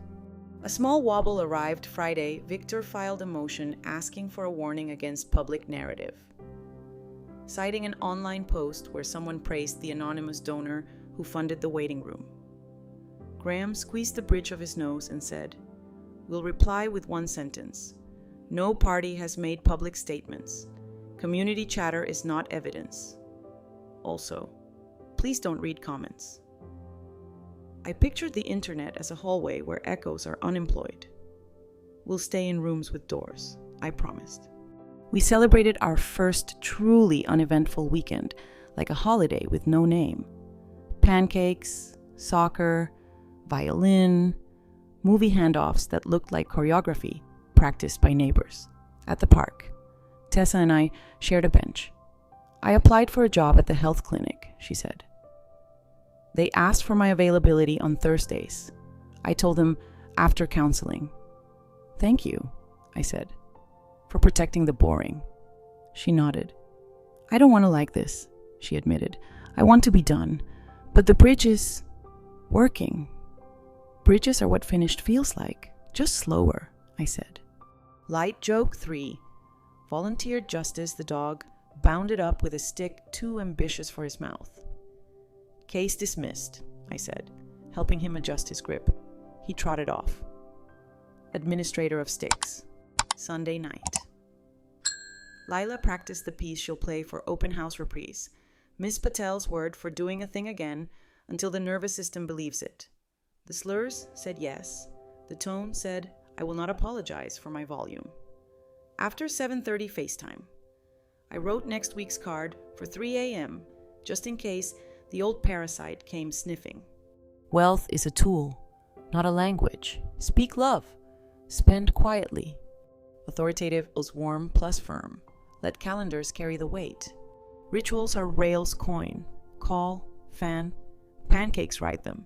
Don't explain them. I put it under the honey jar, where sweet things keep watch. The house-approved pipes whispering union hymns. The fan practicing bedroom river. The clock doing its overtime with dignity. In her room. Lila tucked the coin under her pillow and the fox under her chin. I did the one job adults owe sleeping children. I kept the door. I honored the chart. I let night be night while tomorrow set out its pens and taped its margins and promised to show up with verbs. Then I lay down, felt the bridge hum under us steady, scheduled. Boring in the way that saves and lets sleep take the second shift. By the time the second week rolled into the third, our house had a tone like a low violin A the rest of life could tune to. The fan kept its bedroom river. The 7:30 calls clicked like clock teeth. And the blueberry magnet over the court order felt less like a trophy and more like a tool you keep reaching for without thinking, Miss. Patel called it maintenance, which is just love that shows up with a checklist. Open house reprise landed on a Tuesday that behaved. We arrived in parallel Tessa with a tote of sensible snacks. Me with pens that work. Lila with a confidence I could feel from the hallway, in the music room. She raised her bow and made the slurs mind their manners. The last note hung long enough for my ribs to nod. Her teacher's eyes did that watery thing adults do when children prove clocks right. Afterward, the principal pulled us into a quiet corner. You're doing transitions like pros, she said. If I could bottle your 7:30, I'd pour it on the car line. We laughed, and I saw Tessa's shoulders learn a new verb, carry, not defend. Graham called late morning. Judge wants a status conference Friday, he said. Not a full hearing, just a temperature check and, if we're lucky, a pathway to a consent order that makes your boring official. He advised the same 3-ingredient recipe rails. Results. Cooperation. Bring Serena's drop-ins and Dr. Chen's follow-up, he added. And remind me to thank Miss Lee for whatever spell she cast on your calendar. At home. We laminated nothing and still acted laminated. Lila did homework with the fox supervising, then taped her 2 houses drawing back on the fridge after it tried to curl. You're staying, she told it, and the paper obeyed. Academic phrase of the day, consent order. The public argument that when both sides agree on terms, the judge can bless. The court writes those terms into an enforceable order. It's not surrender, it's carpentry. You build a door everyone can open without breaking a wrist. Serena stopped by to worship at the altar of boring. Hooks check, fan whispering. 7:30 logged. You've taught the week to behave, she said, jotting a note. That's better than teaching the month to pose. Lila asked if the coin flip could add a rule if it drops. Nobody panics. That's trauma-informed tales, Serena said, smiling. Quirky sidebar. The little metal snap on good coin purses is called a kiss lock. 2 curved bits meet and click, invented in the 1800s, still the most satisfying yes in a pocket. Lila found my old one in a drawer and declared it the official carrier of the exchange coin. The lock makes the ritual sound like it means it, she said. She's right, some sounds hold rooms together. Thursday night, Miss Patel asked us to rehearse a hard week on purpose. Practice the rain, she said. Not to call it in, but so the roof isn't surprised. We role-played a missed 7:30, a late pickup, a math meltdown.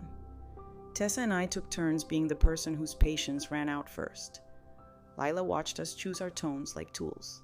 That one, she said once, pointing at Tessa's quieter voice. Keep that one.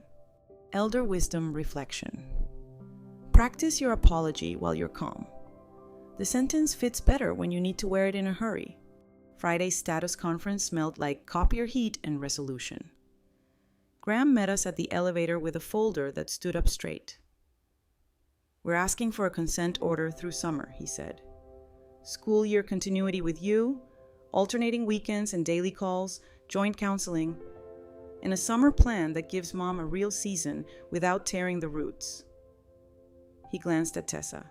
If you can say yes today, the judge will sign it in ink the color of relief. Victor's tie had downgraded from thunder to overcast. We'll hear it, he said. Not unfriendly. In the courtroom. Hush. The white noise machine purred like a dishwasher rinsing arguments. Judge Whitaker read the temperature like weather he could respect.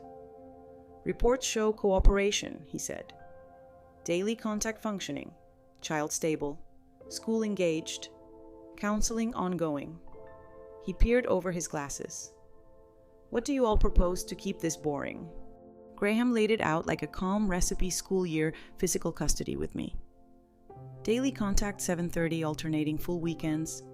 Shared holidays by calendar.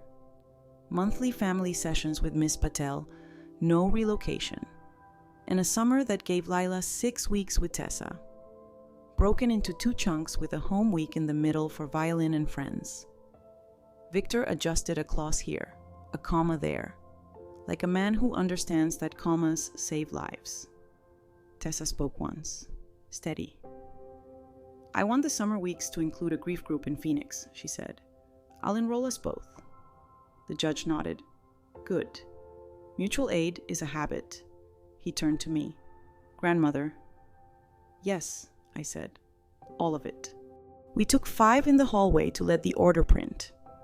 Serena found us by the window and quietly gave Lila a sticker from the waiting room. Please return to courtroom with your adult. You did that, Lila told both of us, and then pocketed the sticker like a talisman. When the clerk handed down the consent order, my hands didn't shake, they recognized the weight. The magnet on our fridge had been holding its place in my mind for weeks. Now it had a fresh page to carry. The judge's signature looked like a small river that knew where it was going. After court, we walked to the library because gratitude uses doors. Miss Lee had reserved community room B for no one, just in case. On the bulletin board, a new sign in her tidy hand read, "Please cap markers. Your future self is tired."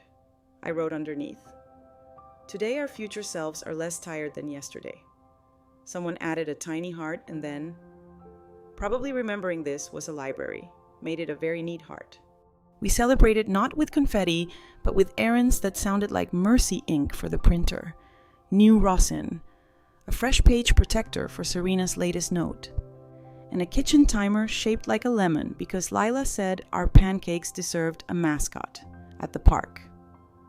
Justice the dog conducted stick litigation with 3 small plaintiffs. We ruled for equitable distribution and cheered when Justice complied. Light joke 1. To the dog, you've been granted supervised visitation with the big branch. He accepted terms. Back home, the consent order slid under the blueberry magnet with a quiet, satisfying click. Lila traced the judge's name. He writes like a river, she said, catching exactly what my chest had thought. We ate celebratory grilled cheese and called it jurisprudence on toast. At 7:30, the call a habit now, not a test ran on rails. Tessa described a clinic job interview. Lila listed 3 planets and 1 fraction. I held the phone steady and counted my luck in breaths. That night, when Lila slept and the house practiced its union hymn pipes, fan, clock. I opened the safe, that's a book, and slid in a new envelope, copies of the consent order. Serena's most recent visit notes, Miss Patel's summary, and a small card in my handwriting that said, "We chose Rails. We did not audition. We are not done. We are durable." Quirky fact number 2. The blue ink most courts prefer, ballpoint blue, exists so originals can be told from copies at a glance. Scanners see it with more contrast. 2. It's a tiny design for truth-telling that lives in every pen cup. I keep 3 in a jar by the stove now, next to the honey signatures and sweetness within arm's reach. Saturday. We tested the summer clause gently. Tessa took Lila to the pool, practiced sunscreen negotiations, and texted me a photo of a popsicle that had become an abstract expressionist. "We can get through very dark syrup season," she wrote our private joke about maple grades. "Light joke too," I replied. "Only if the popsicles file a change of state motion." She sent a gavel emoji and a blue heart.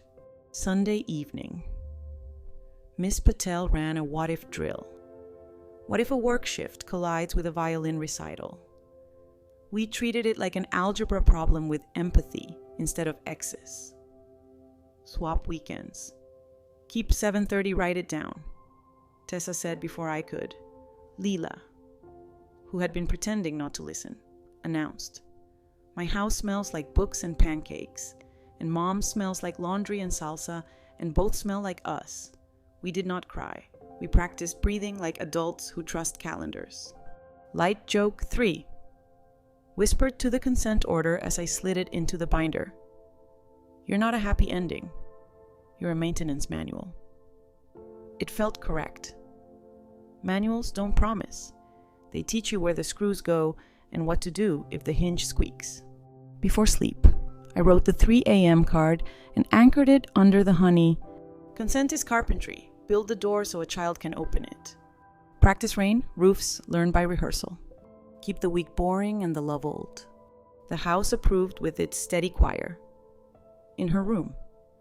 Lila tucked the coin in the kiss lock purse and the fox under her arm like a brief filed with a friendly court. I stood my small watch at the door.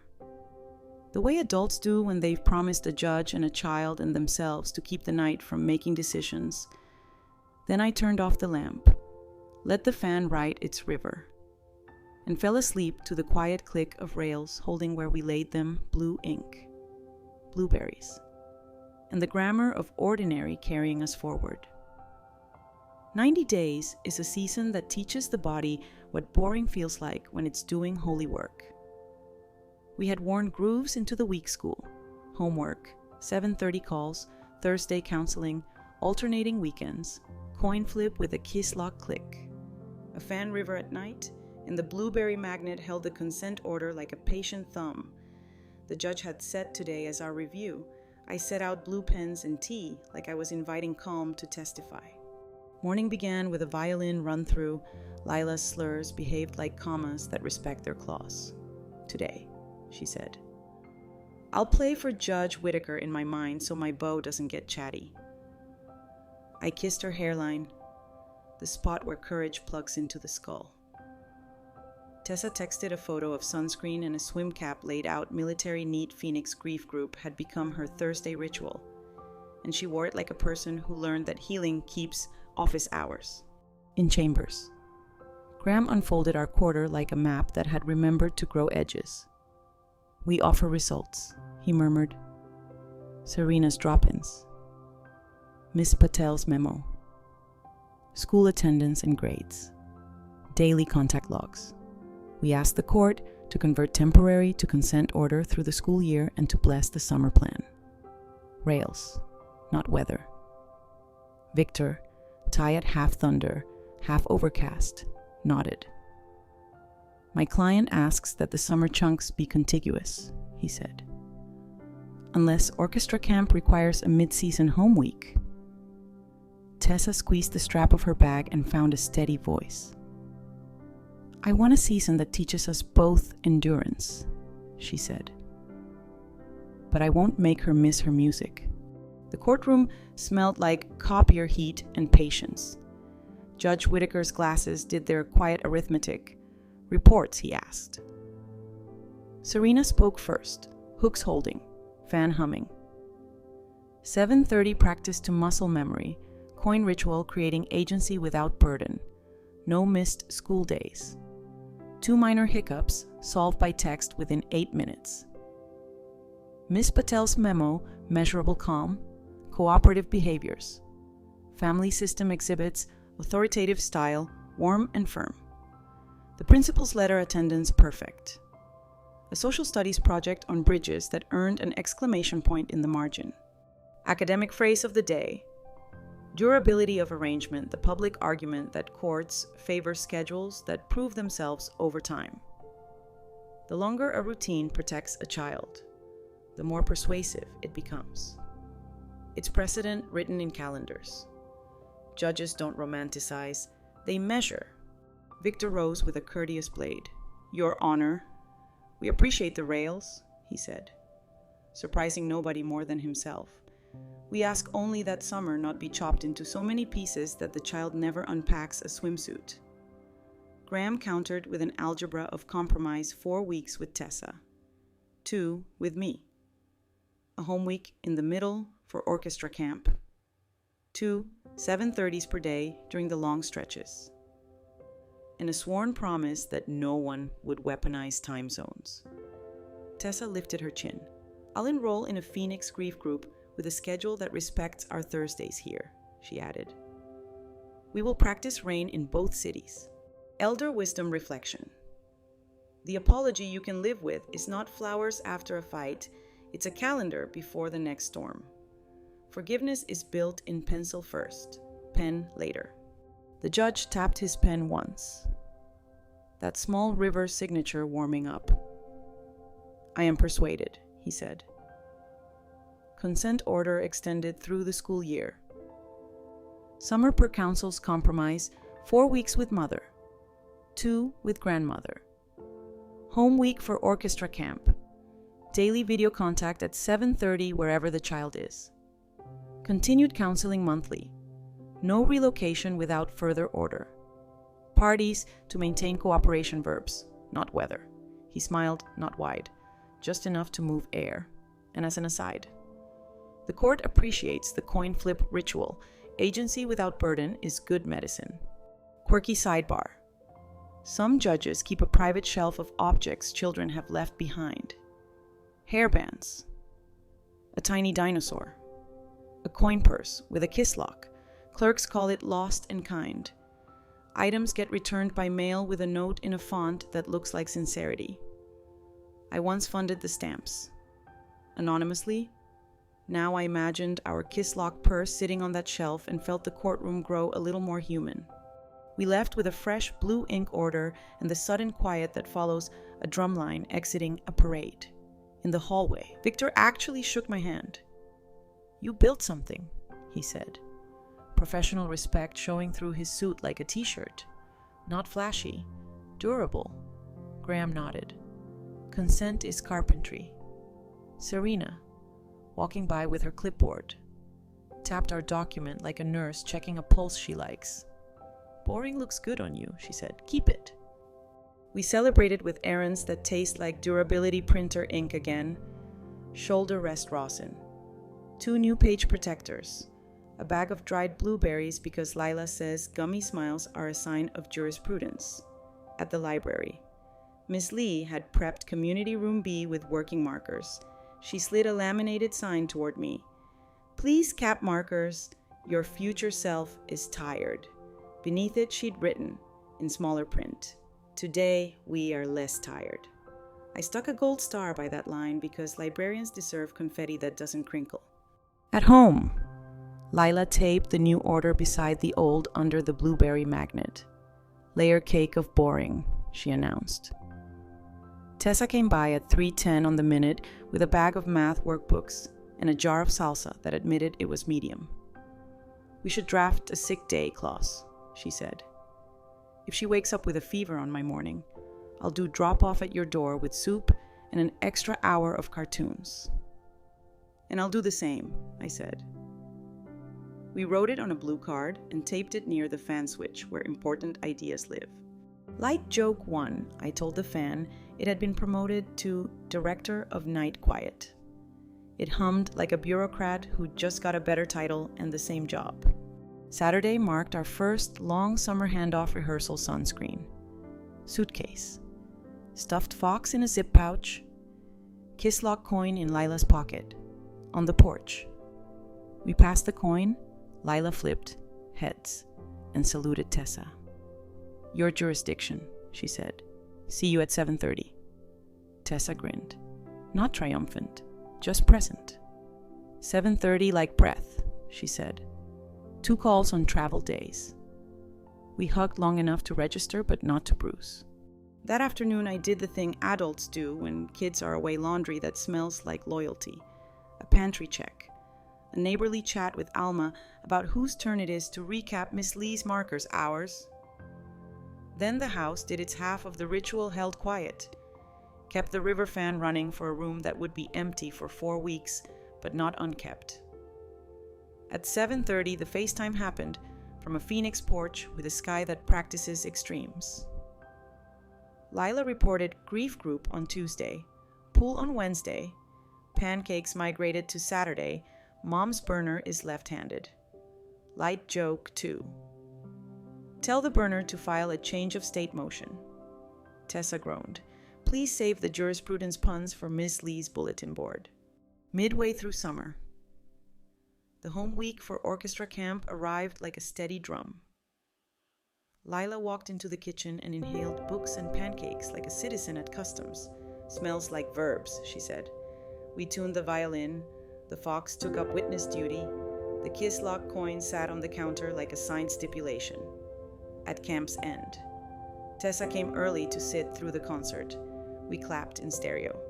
The conductor, who probably knows nothing about family court, said the line I'll keep.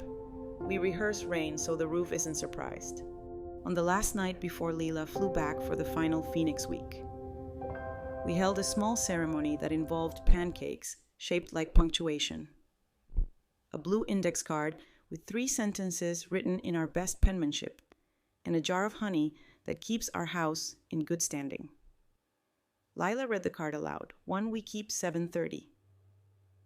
2, we don't use time zones as weapons. 3, we say what each house gives. She signed it with a flourish that could pass any notary's test. Light joke 3, I stamped it with a potato I cut into a wobbly blueberry.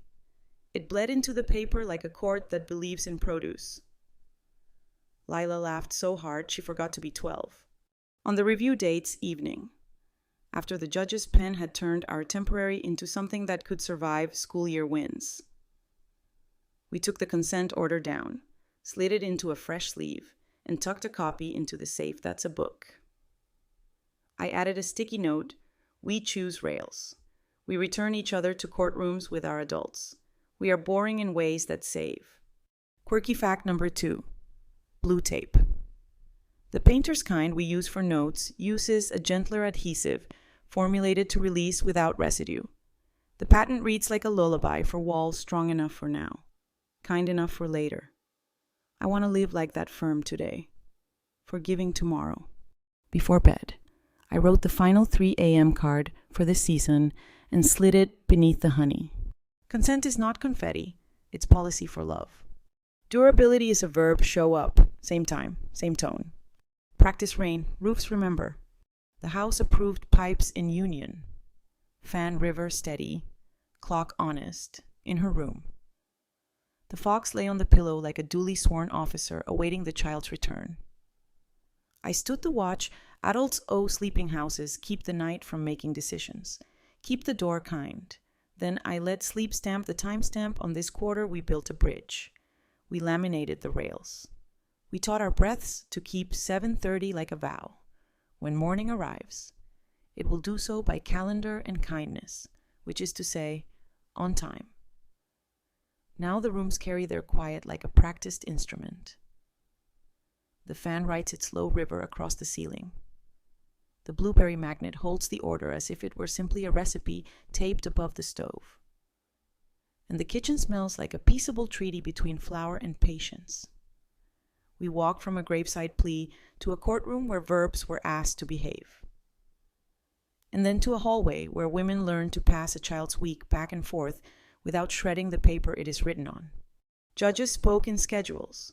Social workers wrote in pencils that never needed to stab. And a counselor taught us that rituals hold better than speeches coin flip. 7:30 fan. Pancakes small rails laid close together until the heart could ride without shaking. We learned to keep love old and calendars new. To let money become a tool that does its work without confetti. To speak in nouns when weather tried to audition. We learned that consent is carpentry. That a summer can be a bridge instead of a finish line. That a violin slur can teach grown-ups how to breathe. We watched a mother show up at 7:30 on days when the sky had opinions, and a grandmother choose blue pens over grand gestures. We watched a child draw 2 houses that smell like books and pancakes and laundry and salsa and know, quietly, that both are hers. So breathe in for 4, slow, like a courthouse where the white noise machine purrs and the judge's pen knows where the river goes. And breathe out for 6, longer, softer, like a fan that keeps the night from making decisions. Let the bridge hum under you. Let the rails hold. 1 ordinary minute at a time. The week will arrive on schedule. The coin will click. The call will ring. And the door will remember how to be kind.